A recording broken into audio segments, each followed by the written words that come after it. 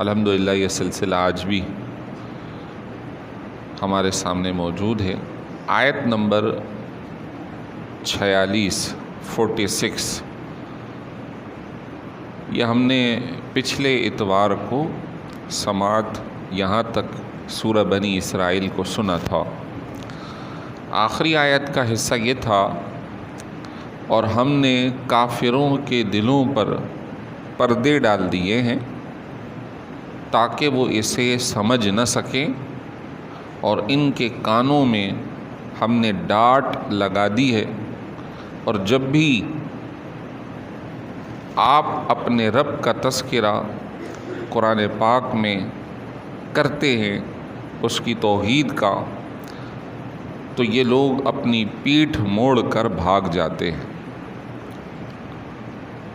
جن لوگوں کا تذکرہ ہوا یہ وہ لوگ تھے جو کہ نبی کریم صلی اللہ تعالیٰ علیہ وسلم کی تبلیغ، خصوصاً اللہ تعالیٰ کے ایک ہونے کے اقرار کی تعلیم جب انہیں دی جاتی تھی، تو مکے کے وہ لوگ جو بتوں کو مانتے تھے، ان کی پوجا کرتے تھے، تو وہ ایک خدا کے تصور کے ماننے کو تیار نہیں تھے، اور وہ اتنے راسخ ہو گئے تھے، پکے ہو گئے تھے کہ جیسے ہی ایک اللہ عز و جل کی بات ہوتی تھی وہ پیٹھ موڑ کر بھاگ جاتے۔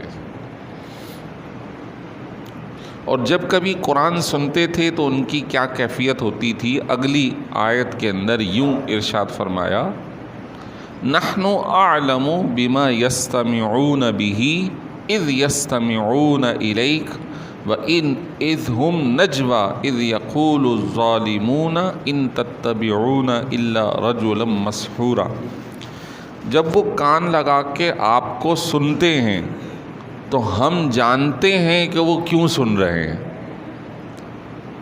تو وہ کسی نصیحت کو قبول کرنے کے لیے قرآن نہیں سنتے تھے، بلکہ اس کے اندر سے کوئی ایسی بات نکالنے کے لیے سنتے تھے جس پر اعتراض کیا جا سکے،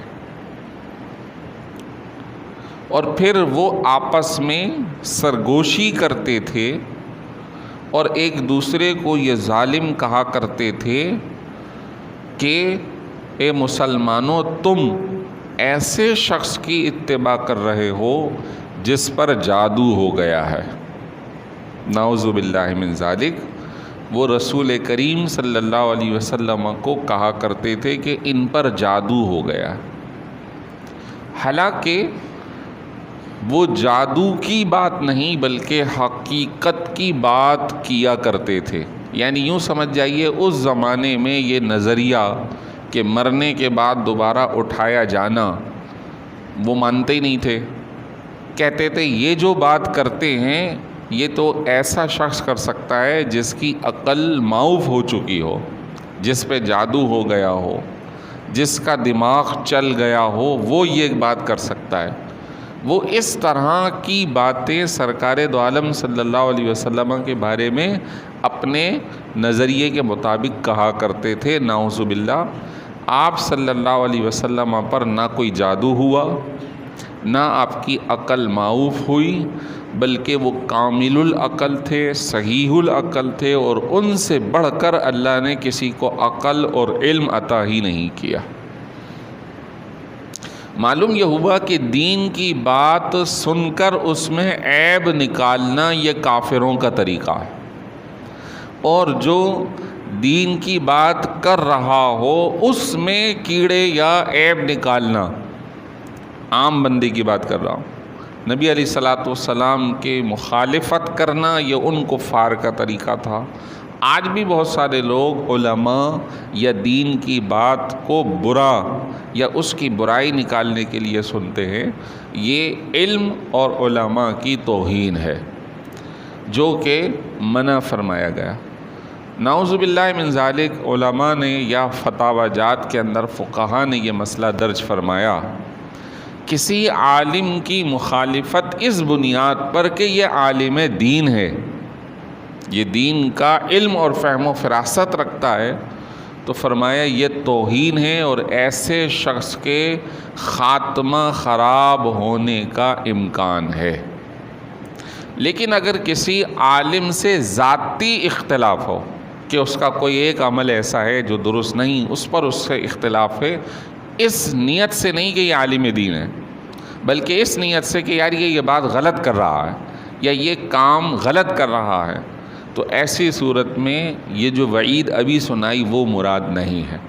بعض اوقات ایسا ہوتا ہے کہ کوئی بشری معاملات میں، دنیاوی حرص و ہوس میں انسان سے کوئی غلطی سرزد ہو سکتی ہے، تو اس سے اختلاف کیا جا سکتا ہے، اس کی اصلاح کی جا سکتی ہے، اس سے بات کی جا سکتی ہے، یہ کوئی توہین یا ذلت آمیز مسئلہ نہیں ہے۔ لیکن علماء نے کہا کہ اگر اس کی مخالفت اس بنیاد پر ہو کہ یہ عالم دین ہے، تو پھر یہ اس کی خاتمہ برا ہونے کا ہو سکتا ہے، امکان ہے۔ حتیٰ کہ یہاں تک لکھا کہ یہ جو اس پہ نماز پڑھتے ہیں، جائے مصلی جا نماز، تو علامہ امجد علی اعظمی صاحب علیہ رحمہ سید اعلیٰ حضرت کے خلیفہ بحر شریعت کے مصنف فتاوی امجدیہ میں ان سے سوال ہوا کہ ایک شخص نے جا نماز کو یوں کہا، سسری، یعنی یہ اردو زبان میں ایک گالی کی کیفیت ہے، تو آپ نے فرمایا کہ یہ کفر ہے، کہ یہ عبادت کرنے کی چیز ہے یا عبادت اس پر کی جاتی ہے، اس کی نسبت عبادت سے ہے، اس کو گالی دینا بھی کفر ہے، اس کو برا جاننا بھی کفر ہے۔ تو اسلام اور اہل اسلام سے اس طور پر کہ مسلمان ہیں یا دین سے منسلک ہے، تو ایک طبقہ لبرل ٹائپ کا ہمارے یہاں جب بھی کوئی دینی بات کہی جائے، دینی غیرت کی بات کی جائے، شرم و حیا کی بات کی جائے، تو وہ فوراً مخالفت پہ اتر آتا ہے کہ یار یہ مولوی تو ہوتے ہی ایسے ہیں، یہ تو ایسے ہی ہیں، یہ بیکورڈ ہیں، ان کو کیا پتہ دنیا کے تقاضے کیا ہیں، نعوذ باللہ من ذالک۔ تو ایسی صورت میں ان لوگوں کے انجام برا ہونے کا قوی امکان ہے۔ اللہ ان کو ہدایت عطا فرمائے اور اللہ سارے مسلمانوں کی ایمان کی حفاظت عطا فرمائے۔ وہ یہ کہا کرتے تھے جب بھی قرآن سنتے تو آپس میں سرگوشی کرتے کہ تم ان کی بات مان رہے ہو جن پر جادو ہو گیا۔ اچھا، اب یہاں پر بات سمجھنے کی ہے، کیا واقعی سرکار دو عالم صلی اللہ علیہ وسلم پر جادو ہوا؟ یہ ایک الگ مسئلہ ہے، وہ تو قرآن سن کر یہ کہا کرتے تھے۔ بعض لوگ یہ کہتے ہیں حضور پر جادو ہوا، بعض لوگ کہتے ہیں جادو نہیں ہوا، لیکن محققین کہتے ہیں کہ حضور علیہ الصلوۃ والسلام پر جادو نہیں ہوا۔ یہ روایات اپنی جو بھی آتی ہیں اس طرح کی کوئی بات، وہ اپنی سند کے اعتبار سے قوی اور مضبوط نہیں ہے۔ آپ علیہ الصلوۃ والسلام کو اللہ نے ان چیزوں سے محفوظ رکھا۔ ہاں، اس کے باوجود ہم مسلمانوں کا یہ عقیدہ ہے اور ہونا ہی چاہیے، آپ صلی اللہ علیہ وسلم انسان ہیں، خدا نہیں ہیں۔ آپ بخار میں بھی مبتلا ہوئے، آپ کے سر میں درد بھی ہوا، آپ کی آل اولاد بھی ہے، آپ کی بیوی بچے بھی ہیں، سب کے باوجود آپ صلی اللہ علیہ وسلم کا درجہ بہت بلند و بالا ہے۔ آپ خدا نہیں ہیں، لیکن عام بشر اپنے برابر کا کہے یہ بے ادبی ہے۔ وہ ہمارے نبی ہیں، وہ امام الانبیاء ہیں، وہ آپ علیہ الصلوۃ والسلام اللہ تعالیٰ کے محبوب ہیں، اتنی کرم نوازیاں، اتنی رحمتیں ان پر ہیں کہ انہیں سراپا رحمت اللہ نے بنا کر بھیجا ہے۔ تو کوئی اس طرح کے کلمات جو کہ آپ کی شایان شان نہ ہو، یہ درست نہیں، تو ان کا یہ کہنا بھی درست نہیں تھا۔ تو اللہ تعالیٰ نے اگلی آیت میں فرمایا، انظر، دیکھیے تو صحیح، کیف ضربوا لک الامثال، آپ کے لیے کیسی کیسی مثالیں یہ پیش کرتے ہیں، کہتے ہیں کہ ان کو جادو ہو گیا، یہ ہیں، یہ ہیں، دیکھیں تو صحیح یہ کیسی مثالیں پیش کر رہے ہیں۔ فضلوا، پس یہ گمراہ ہو گئے ہیں، فلا یستطیعون سبیلا، اور یہ سیدھی راہ پر آ بھی نہیں سکیں گے۔ معلوم یہ ہوا کہ نبی کی شان میں گستاخی، گمراہی، کفر اور پلٹ کر ایمان کی طرف آنا ان کے لیے ممکن نہیں ہے۔ یہ بہت بڑا مسئلہ ہے۔ اللہ تعالیٰ کو اپنے نبی کی عزت بہت پیاری ہے، اور مسلمانوں کو بھی چاہیے کہ اس عزت و احترام کا خیال رکھیں اور کسی شخص کو اس کی اجازت نہ دیں، اور نہ اپنے دل میں کسی قسم کی کمی کوتاہی کا خیال آنے دیں۔ فرمایا وقالو، یہ جب قرآن سنتے ہیں ایک تو مانتے نہیں، آپ کے بارے میں دوسری باتیں کہتے ہیں، اور آپس میں پھر کہتے ہیں اَإِذَا كُنَّا عِظَامًا وَرُفَاتًا، کیا جب ہماری ہڈیاں گل چکی ہوں گی، ہم ریزہ ریزہ ہو چکے ہوں گے، أَإِنَّا لَمَبْعُوثُونَ خَلْقًا جَدِيدًا، کیا ہمیں دوبارہ اٹھایا جا سکے گا؟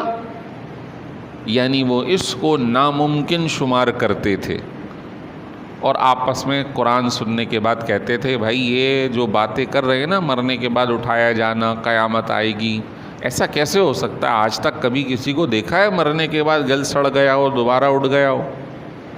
وہ سرگوشی کرتے تھے آپس میں۔ اللہ تعالیٰ نے ارشاد فرمایا قل، اے حبیب کہہ دیجئے ان کو، تم گلنے سڑنے اور ریزہ ریزہ ہونے کی بات کر رہے ہو؟ اے حبیب کہیے ان کو کونوا حجارتن، تم پتھر ہو جاؤ، او حدیدن یا لوہا بن جاؤ، او خلقا مما یکبر فی صدورکم، یا تمہارے دل میں جو سب سے ٹھوس مضبوط ترین چیز ہو وہ تم بن جاؤ۔ فَسَيَقُولُونَ مَن يُعِيدُنَا، اور پھر کہو کہ کون ہے جو ہمیں اب اٹھائے گا دوبارہ۔ اے حبیب کہہ دیجئے قُلِ الَّذِي فَطَرَكُمْ أَوَّلَ مَرَّةٍ، تمہیں دوبارہ وہی اللہ اٹھائے گا جس نے تمہیں پہلی مرتبہ بنایا۔ تم تو یہ کہہ رہے ہو کہ گل سڑنے کے بعد ریزوں کو کون جمع کرے گا، بوسیدہ ہڈیوں کو کون دوبارہ جوڑے گا؟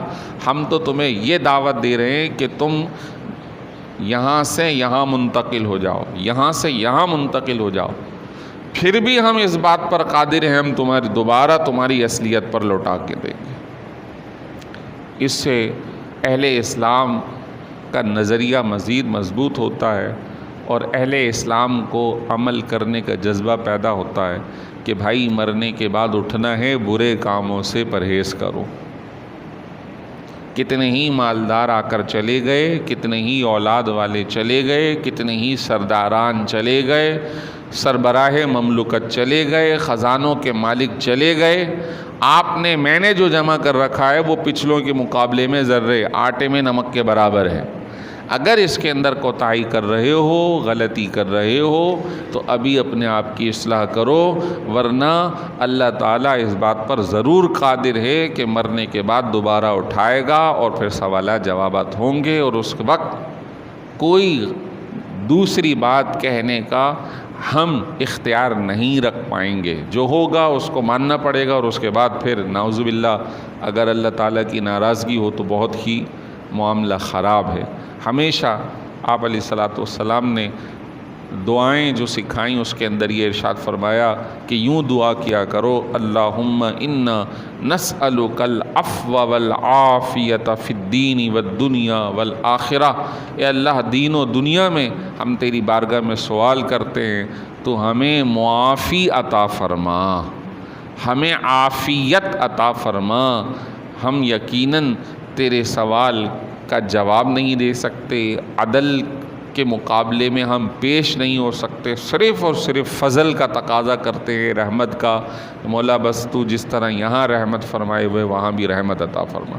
نہ ہم عدل میں جا سکتے ہیں، نہ ہم اس سے نچلے حصے میں جا سکتے ہیں، یا ہمارے بس کی ہے ہی نہیں۔ حضور فرماتے ہیں دعا یوں کیا کرو، اللہ تو یہاں بھی بخش دے وہاں بھی بخش دے، یہاں بھی عافیت عطا فرما وہاں بھی عافیت عطا فرما، اور ہم تیرے عدل کے اندر پیش نہیں ہو سکتے۔ اللہ اکبر۔ فرمایا فَسَيُنْغِضُونَ إِلَيْكَ رُؤُوسَهُمْ وَيَقُولُونَ مَتَىٰ، جب آپ یہ کہیں گے تو یہ اپنی گردنوں کو جھٹکا دے کر کہیں گے متیٰ، بتائیے تو صحیح کہ کب ہوگا ایسا۔ یہ تصور یا یہ کہنا کب ہوگا، ارے دیکھی جائے گی، اللہ تعالیٰ نے اس انداز کو بھی کفار کے نقل کیا۔ بعض مسلمان جن کی ذہن سازی نہیں ہوتی، جن کی تربیت نہیں ہوتی، تو نعوذ باللہ وہ بے ادبی کرتے ہوئے یہ کہتے ہیں ارے یار اس وقت دیکھی جائے گی، ابھی تو جو کرنا ہے کر لو۔ ابے کس نے قیامت دیکھی ہے؟ یعنی اس طرح کے کلمات اللہ تعالیٰ فرما رہا ہے یہ کفار کہیں گے، جبکہ آج ایک مسلمان جس کی تربیت نہیں ہوتی، وہ تو ہم اپنے اس اسلامی معاشرے میں دیکھ رہے ہیں ایسے لوگ، نعوذ باللہ وہ لوگ جو اس معاشرے سے ہٹ کر غیر مسلموں کے معاشرے میں رہتے ہیں، کچھ کی تو بہت اچھی تربیت ہوتی ہے، وہ اپنے آپ کو سنبھالتے ہیں، اپنی کیئر کرتے ہیں، اپنے دین کی حفاظت کرتے ہیں، اور کچھ بیچارے میں کہوں گا اللہ تعالیٰ ان پہ رحم فرمائے، وہ اپنے دین کے، اپنے ایمان کے، اپنے عملی معاملات کے انتہائی غافل واقع ہوئے۔ بس انہیں دنیا سے فکر ہے، دنیا کیسے اچھی ہو رہی ہے، اسٹیٹس کی فکر ہے، مال کی فکر ہے، دنیاوی عیش اور عشرت کی فکر ہے کہ میں وہاں بڑا سیٹل ہوں، یہ ہے وہ ہے۔ عملی، دینی، ان تمام چیزوں کے اندر خالی نظر آتے ہیں۔ یقیناً دنیا تو گزر ہی جائے گی، وہ عارضی ہے۔ ارشاد فرمایا کل قیامت میں جب کھڑے ہوں گے تو اللہ تعالیٰ پوچھے گا بتاؤ تو صحیح تم کتنے دن رہ کر آئے ہو؟ تو جب وہ قیامت کی لمبائی اور طوالت کو دیکھے گا وہ کہے گا یومن او بعد یوم، ایک دن یا آدھا دن۔ اور حضرت عزیر علیہ السلام 100 سال تقریباً سوتے رہے۔ جب اٹھے تو ان سے پوچھا ہاں بھائی کتنے دیر آپ سوئے؟ کہا مولا ایسا لگتا ہے صبح سویا تھا دوپہر میں اٹھ گیا، یا ایسا لگتا ہے کہ صبح سویا تو شام کو اٹھ گیا، ایک دن یا آدھا دن۔ 100 سال سوتے رہے۔ تو جب ادھر کی طوالت دیکھیں گے تو ایسا لگے گا کہ بس 2 منٹ کے لیے گئے تھے دنیا میں، وہاں کی عیش اٹھائے، اب تو یہاں پھنس گئے۔ اور جو دنیا کے اندر اچھے اعمال کرے تو اس کی جب تکلیفیں ختم ہوں گی مرنے کے بعد اور اللہ تعالیٰ وہاں کی راحت عطا فرمائے گا تو وہ ایسا محسوس کرے گا کہ جیسے چونٹی نے ہلکا سا کاٹا تھا، اس کے بعد پھر صحت یابی ہو گئی، تکلیف تھوڑی سی ہوئی تھی پھر راحت ہو گئی۔ تو اس چھوٹے سے ماحول کو یا چھوٹے سے وقت کو ہمیں جو ہے بہت اچھے سے گزارنا چاہیے۔ اب مسئلہ یہ ہے، میں نے پہلے بھی یہ جملہ کہا ہے کہ کیونکہ ہماری تربیت ہے نہیں، ہم اس ماحول میں ہیں نہیں، صالحین کے پاس اٹھنا بیٹھنا ہمارا نہیں ہے، جبکہ پرانے لوگ جایا کرتے تھے، تربیت لیا کرتے تھے۔ اب 20 22 25 سال تک کا ایک نوجوان ہو جاتا ہے، اسے ابھی اتنی تربیت ملتی نہیں ہے، وہ ابھی بھائی مستقبل کرنا ہے، پڑھنا ہے لکھنا ہے، تو اس کو دینی تربیت، دینی تعلیم، روحانیت یا عبادت اس کو چاشنی نصیب نہیں ہوتی۔ اب وہ جب اس قابل ہو جاتا ہے تو اب بھائی کام کرنا ہے، جاب کرنی ہے، شادی کرنی ہے، تو وہ پھر شادی ہو گئی تو بھائی مکان کرنا ہے، دکان کرنی ہے، کاروبار، تو وہ کرتے کراتے 40 45 تک پہنچ گیا، تو اس کی زندگی آدھی سے زیادہ گویا غفلت میں ہی گزر گئی۔ اب جب 50 پہ پہنچ جاتا ہے تو پھر خیال آتا ہے اچھا جی اب مجھے واپسی بھی جانا ہے۔ اب اس کے بعد ٹائم کتنا رہ گیا؟ وہ بھی نصیب والوں کو نصیب ہو رہی ہے۔ ایسے بھی ہیں جو اس عمر میں جا کر اور حرص اور لالچ میں مبتلا ہو گئے، کیونکہ قرآن نے کہا ہے کہ جب انسان کو بڑھاپا آتا ہے تو اس کی 2 لالچیں بڑھ جاتی ہیں۔ ایک، وہ یہ تمنا کرتا ہے کہ میری عمر اور بڑھ جائے، دوسری طلب اس کی اور بڑھ جاتی ہے کہ اس کا مال بڑھ جائے، کیونکہ اب تو کما نہیں رہا، مال زیادہ ہوگا تو میں ذرا اس کو اچھی طرح یوٹیلائز کر سکوں گا۔ تو وہ جس طریقے سے بھی چاہتا ہے کوشش کرتا ہے کہ میرے پاس مال جمع ہو جائے، حالانکہ حقیقت یہ ہے کہ اب اسے وہ جمع کرنے کی ضرورت نہیں، اب اسے کچھ اور جمع کرنے کی ضرورت ہے۔ تو اللہ تعالی ہمیں سمجھ عطا فرمائے۔ آخری آیت مکمل ہو رہی ہے، پھر درس مکمل کرتے ہیں۔ قل، اے حبیب کہہ دیجئے، عسیٰ ان یکون قریبا، قریب ہی ہے کہ وہ وقت آ پہنچے۔ قریب ہی ہے، آپ کہہ دیجئے. وہ کہہ رہے ہیں نا کب ہوگا ایسا مرنے کے بعد اٹھائے جانا، آپ کہہ دیجئے وہ قریب ہی ہے. حضور نے فرمایا قیامت اور ہم ایسے ہیں جیسے یہ 2 انگلیاں. ہم سے پہلے لوگوں کو کروڑوں سال گزر گئے، سینکڑوں سالوں کی ایک بندے کی عمر ہوا کرتی تھی. اب اس عمر جو اس امت کی عمر ہے زیادہ سے زیادہ 60-65 مقرر کی گئی ہے. اس سے جو زیادہ چل رہا ہے وہ گویا اپنی وقت مقرر سے آگے چل رہا ہے، ایسا سمجھ لیں، اس کو بونس ملا ہوا ہے. ورنہ نارملی 60 سال اس امت کی عمر رکھی گئی ہے. اس سے زائد ہم دنیاوی اعتبار سے بھی آفیسز میں ادھر ادھر سب جگہ دیکھ لیں تو جی یہی وقت ہے، کہیں بھی پالیسی لینے چلے جائیں یہی وقت ہے. بھئی 60 سال سے اوپر کی کوئی گارنٹی نہیں. تو نارمل ہماری اس امت کی عمر ہی 60 سال رکھی گئی ہے، یہاں تک چلے گا، اس کے بعد ہاتھ پاؤں ڈھیلے پڑنا شروع ہو جائیں گے. تو ایسے وقت کے اندر جب ہماری عمریں بہت چھوٹی ہیں تو ہمیں زیادہ عمل کی ضرورت ہے. پھر فرمایا یوم یدعوکم، جب کل قیامت میں تمہیں اٹھایا جائے گا، تمہیں پکارا جائے گا آ جاؤ، فتستجیبون بحمدہ، تو تم اللہ کے حکم پر اس کی تعریف کرتے ہوئے اپنی قبروں سے کھڑے ہو جاؤ گے. چاہے کوئی مانے یا نہ مانے، وہ مرنے کے بعد جب اٹھے گا تو اسے خود پتہ چل جائے گا اللہ ہے کیا، اللہ کی ذات کیا ہے، اللہ کا حکم کیا ہے. وَتَظُنُّونَ إِن لَبِثْتُمْ إِلَّا قَلِيلًا، اور جب تمہیں مرنے کے بعد اٹھائیں گے تو تم یہ گمان کرو گے ہم تو تھوڑی ہی مدت کے لیے رہے تھے، اصل وقت تو اب شروع ہوا ہے. اللہ تعالی ہمیں کامل ایمان، کامل عقیدہ اور اچھے اعمال کی توفیق عطا فرمائے. وآخر دعوانا ان الحمد للہ رب العالمین.